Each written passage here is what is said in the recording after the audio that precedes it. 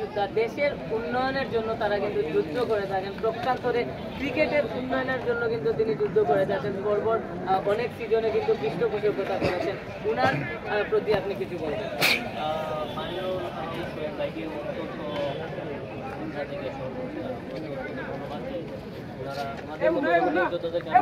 মাঠে খেলা চলতেছে,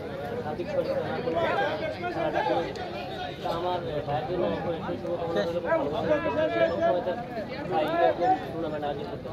ধন্যবাদ জানাচ্ছি। অনেক কথা বলতাম, যদি সময় থাকতো, সময় নেই, যেহেতু বৈরী আবহাওয়ার দিন। শুভকামনা থাকলো। আসসালামু আলাইকুম। মাইক্রোফোনে কথা বলবো ইতিমধ্যে রংপুর থেকে আগত সুমন, রকেট সুমন নামে পরিচিত, এবং আমার সাথে ঠিকই রয়েছে। ওনাকে কিন্তু অতিথি বলা যায় না, ভাই উনি কিন্তু আমাদের কুলাউড়ার সন্তান হিসেবে ইতিমধ্যে পরিচিতি লাভ করেছেন। এমনভাবে ক্রিকেটারদের সাথে উনি জড়িত, ওনাকে অতিথি খেলোয়াড় হিসেবে কিন্তু অনেকেই মনে করে না, মনে করে কুলাউড়ার লোকাল বয়।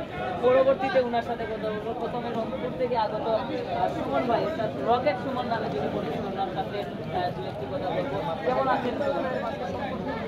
কুলাউড়া মাঠে খেলতে এসেছেন, দর্শক